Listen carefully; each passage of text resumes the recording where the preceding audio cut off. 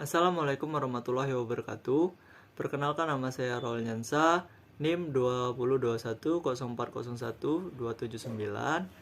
Saya dari Universitas Esa Unggul Harapan Indah Bekasi. Baiklah, di sini saya akan mempresentasikan makalah saya yang berjudul Kalimat Efektif. Pertama, kata penghantar. Puji dan syukur kehadirat Tuhan Yang Maha Esa yang telah memberikan rahmat dan karunia-Nya kepada kita, sehingga kita dapat menyelesaikan makalah yang berjudul Kalimat Efektif. Makalah ini saya buat untuk menghadapi ujian akhir semester. Makalah ini berisi informasi tentang cara membuat kalimat yang efektif dan benar. Diharapkan makalah ini dapat memberikan pemahaman tentang konsep penggunaan tulisan yang efektif. Makalah ini jauh dari kata sempurna. Oleh karena itu, saya memahami bahwa kritik dan saran yang membangun dari semua pihak selalu diharapkan untuk menyelesaikan makalah ini. Akhir kata, saya mengucapkan terima kasih kepada para dosen yang telah membimbing saya dalam penyusunan makalah ini dari awal sampai akhir. Semoga makalah ini dapat bermanfaat bagi kita semua yang membaca. Sebagai penghantar singkat untuk penelitian ilmiah yang telah disiapkan dari sebagai ucapan terima kasih kepada berbagai pemangku kepentingan yang membantu mempersiapkan makalah ini.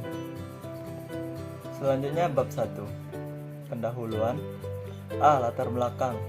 Bahasa merupakan alat komunikasi manusia dengan anggota masyarakat lainnya yang menggunakan bahasa tersebut. Bahasa mengandung pikiran, keinginan, atau perasaan yang ada pada diri penutur atau penulis. Bahasa yang digunakan harus dapat secara jelas yang mendukung yang maksudnya. Dengan begitu, pendengar atau pemimpin akan dapat menerima apa yang dipikirkan, dicari, atau dirasakan. Kalimat yang dapat mencapai tujuan dengan baik disebut kalimat efektif. Kalimat efektif adalah kalimat yang dapat menggunakan pikiran, penggunaan dengan baik dan dapat dipahami oleh pendengar dan pembaca. Jika pikiran yang disampaikan benar, pendengar atau pembaca dapat dengan mudah atau jelas dan utuh memahami pikiran seperti yang dimaksud oleh penulis atau pembicara. Namun, terkadang harapan itu tidak terpenuhi. Misalnya, beberapa lawan bicara dan pembaca tidak mengerti apa yang dikatakan atau apa yang sedang ditulis. Unsur-unsur pernyataan yang digunakan harus lengkap dan eksplisit agar pernyataan yang dibuat dapat mewakili ide-ide pengguna dengan benar. Dengan kata lain, Anda dapat membuat elemen kalimat yang tidak biasa dihilangkan. Di sisi lain, elemen yang seharusnya tidak perlu ditampilkan. Integritas dan kejelasan tersebut dapat diukur berdasarkan kebutuhan komunikasi dan kepatuhan terhadap aturan. B. Rumusan masalah. 1. Apakah pengertian kalimat? 2. Apa yang dimaksud kalimat efektif? 3. Apa saja ciri-ciri kalimat efektif? 4. Apa saja pola kesalahan dalam membentuk kalimat efektif? Selanjutnya, C. Tujuan penelitian. 1. Dapat menjelaskan pengertian kalimat. 2. Dapat memahami kalimat efektif. 3. Dapat mengetahui ciri-ciri kalimat efektif. 4. Dapat mengetahui pola kesalahan dalam membentuk kalimat efektif. D. Manfaat penelitian. Dari rumusan masalah yang ada, maka manfaat penulisan makalah ini yaitu: 1. Mengetahui gambaran umum kalimat efektif. 2. Memahami syarat dan mendasar kalimat efektif. 3. Mengetahui struktur kalimat efektif. 4. Memberi pemahaman mengenai kalimat tanya, bernalar, suruh atau perintah, sederhana, luas, luas bertingkat, luas tidak serta. Bab 2. Pembahasan. 1. Pengertian kalimat efektif. Kalimat efektif adalah kalimat yang dapat mengungkapkan gagasan penutur atau penulisannya secara tepat sehingga dapat dipahami oleh pendengar atau pembaca secara tepat pula. Efektif dalam hal ini adalah ukuran kalimat yang memiliki kemampuan menimbulkan gagasan atau pikiran pada pendengar atau pembaca. Dengan kata lain, kalimat efektif adalah kalimat yang dapat mewakili pikiran penulis atau pembaca secara tepat sehingga pendengar atau pembaca dapat memahami pikiran tersebut dengan mudah, jelas, dan lengkap seperti apa yang dimaksud oleh penulis atau pembicaranya. Pengertian efektif dalam kalimat adalah dan ketepatan penggunaan kalimat dan ragam bahasa tertentu dalam situasi kebahasaan tertentu pula. Berbagai definisi kalimat efektif menurut beberapa ahli bahasa. Yang pertama, yaitu kalimat efektif adalah kalimat yang bukan hanya menimbulkan syarat-syarat komunikatif, gramatikal, dan sintraksis saja, tetapi juga harus hidup, segar, mudah dipahami, serta sanggup menimbulkan daya khayal pada diri pembaca. Menurut Rahayu tahun 2007.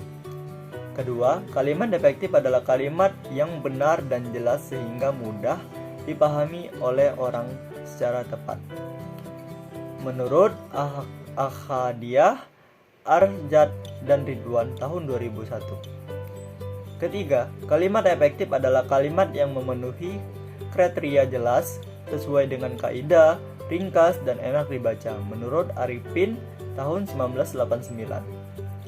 Keempat, kalimat efektif dipahami sebagai kalimat yang dapat menyampaikan informasi dan informasi tersebut mudah dipahami oleh pembacanya. Menurut Nasuca Rohmadi dan Wahyudi tahun 2009. Kelima, kalimat efektif dipahami sebagai sebuah kalimat yang dapat membantu menjelaskan sesuatu persoalan secara lebih singkat, jelas, padat, dan mudah dimengerti serta diaktifkan. Menurut Arif HP tahun 2013. Dari beberapa uraian di atas dapat diambil kata kunci dari definisi kalimat efektif, yaitu sesuai kaidah bahasa, jelas, dan mudah dipahami. Jadi, kalimat efektif adalah kalimat yang sesuai dengan kaidah bahasa, jelas, dan mudah dipahami oleh pendengar atau pembaca. Syarat-syarat kalimat efektif sebagai berikut. Yang pertama adalah secara tepat mewakili pikiran pembicara atau penulisnya. Kedua, mengemukakan pemahaman yang sama tepatnya antara pikiran pendengar atau pembaca dengan yang dipikirkan pembaca atau penulisnya. Selanjutnya, sebuah kalimat dapat efektif apabila mencapai sasaran dengan baik sebagai alat komunikasi. Secara garis besar, ada dua syarat kalimat efektif, yaitu pertama syarat awal, yang meliputi pemilihan kata atau diksi dan penggunaan ejaan. Yang kedua, syarat utama yang meliputi struktur kalimat efektif dan ciri kalimat efektif. Selanjutnya, dua ciri kalimat efektif. A. Kesepadaan. Sesuai kalimat efektif harus memenuhi unsur gramatikal, yaitu unsur subjek atau S, predikat atau P, objek atau O, keterangan atau K. Di dalam kalimat efektif harus memiliki keseimbangan dalam pemakaian struktur bahasa. Contohnya, Budi atau S, pergi atau P, ke kampus atau KT tidak menjamakkan subjek. B. Kecermatan dalam pemilihan dan penggunaan kata. Dalam membuat kalimat efektif, jangan sampai menjadi kalimat yang ambigu atau menimbulkan tafsiran ganda. Seperti contohnya, yaitu kalimat ambigu. Mahasiswa perguruan tinggi yang dikenal itu mendapat hadiah. Itu adalah contoh kalimat ambigu dan tidak efektif. Dan selanjutnya contoh kalimat efektif. Mahasiswa adalah mahasiswa yang kuliah di perguruan tinggi yang terkenal itu mendapat hadiah. Itu adalah contoh kalimat efektif. C. Kehematan. Kehematan dalam kalimat efektif maksudnya adalah hemat dalam mempergunakan kata frasa atau bentuk lain yang dianggap tidak perlu, tetapi tidak menyalahi kaidah tata bahasa. Contoh, karena ia tidak diajak, dia tidak ikut belajar bersama di rumahku. Itu adalah contoh kalimat tidak efektif. D. Kelogisan. Kelogisan ialah bahwa ide kalimat itu dapat dengan mudah dipahami oleh penulisannya, sesuai dengan ejaan yang berlaku. Hubungan unsur-unsur dalam kalimat harus memiliki hubungan yang logis atau masuk akal. Contohnya, untuk mempersingkat waktu, kami teruskan acara ini. Itulah contoh kalimat yang tidak efektif. E. Kesatuan dan kepaduan. Kesatuan atau kepaduan di sini maksudnya adalah kepaduan pernyataan dalam kalimat itu, sehingga informasi yang disampaikan tidak terpecah-pecah. Contohnya, kita harus dapat mengembalikan kepada kepribadian kita orang-orang kota yang telah terlanjur meninggalkan rasa kemanusiaan itu. Itu adalah contoh kalimat yang tidak efektif. F. Keparalelan atau kejajaran. Keparalelan atau kejajaran adalah kesamaan bentuk kata atau imbauan yang digunakan dalam kalimat itu. Jika pertama menggunakan perba, bentuk kedua yang menggunakan perba. Contohnya, kakak menolong anak itu dengan dipapahnya ke pinggir jalan. Itu contoh kalimat yang tidak efektif. Selanjutnya 4. Pola kesalahan dalam membentuk kalimat yang tidak efektif. Berikut ini akan disampaikan beberapa pola kesalahan yang umum terjadi dalam penulisan serta perbaikan agar menjadi kalimat yang efektif. A. Penggunaan dua kata yang sama, artinya dalam sebuah kalimat sejak dari usia 8 tahun ia telah ditinggalkan ayahnya. Atau bisa disebut dengan sejak usia 8 tahun ia telah ditinggalkan ayahnya. B. Penggunaan kata berlebih yang mengganggu struktur kalimat. Menurut berita yang saya dengar menggambarkan bahwa kurikulum akan segera diubah. Atau berita yang saya dengar menggambarkan bahwa kurikulum akan segera diubah. Atau menurut berita yang saya dengar kurikulum akan segera diubah. C. Penggunaan imbuhan yang kacau. Yang meminjam buku di perpustakaan harap dikembalikan. Atau yang meminjam buku di perpustakaan harap mengembalikan. Atau buku yang dipinjam dari perpustakaan harap dikembalikan. D. Kalimat tak selesai. Manusia yang secara kodrati merupakan makhluk sosial yang selalu ingin berinteraksi. Atau manusia yang secara kodrati merupakan makhluk sosial selalu ingin berinteraksi. E. Penggunaan kata dengan struktur dan ejaan yang tidak baku. Kita harus bisa merubah kebiasaan yang buruk, atau kita harus bisa merubah kebiasaan yang buruk. F. Penggunaan tidak tepat kata di mana dan yang mana. Saya menyukai di masa sifat-sifatnya sangat baik, atau saya menyukai karena sifat-sifatnya sangat baik. G. Penggunaan kata daripada yang tidak tepat. Seseorang daripada pembutunya pulang ke kampung kemarin. Seseorang di antara pembantunya pulang ke kampung kemarin. H. Pilihan kata yang tidak tepat. Bukunya ada di saya, atau bukunya ada pada saya. I. Pilihan kata yang tidak tepat. Bukunya ada di saya. Bukunya ada pada saya. J. Kata kalau yang dipakai secara salah. Dokter itu mengatakan kalau penyakit AIDS sangat berbahaya. Atau dokter itu mengatakan bahwa penyakit AIDS sangat berbahaya. K. Kalimat ambigu yang dapat menimbulkan salah arti. Usul ini merupakan suatu perkembangan yang mengembirakan untuk dimulai pembicaraan damai antara komunis dan pemerintah yang gagal. Kalimat di atas dapat menimbulkan salah pengertian.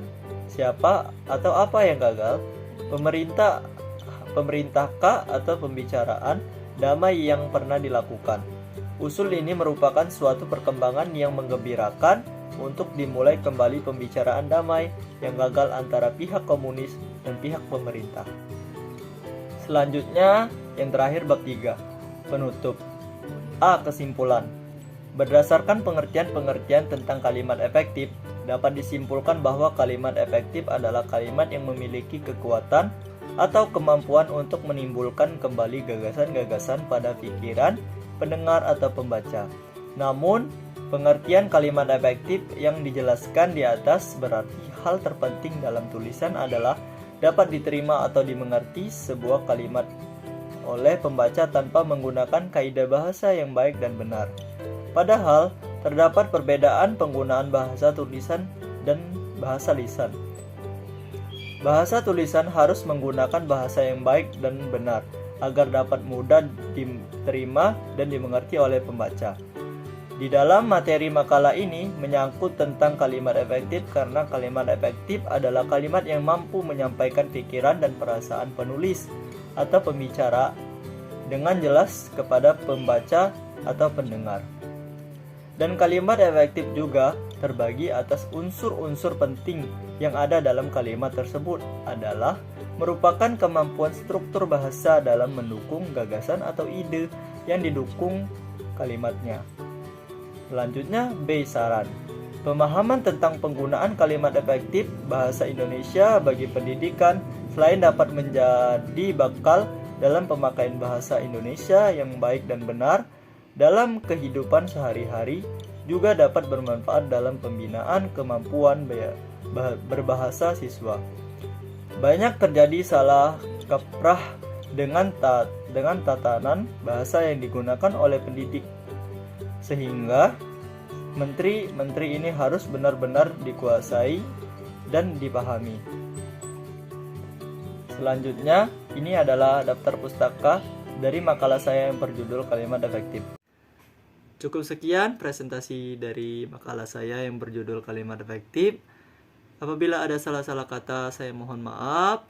Saya akhiri. Wassalamualaikum warahmatullahi wabarakatuh.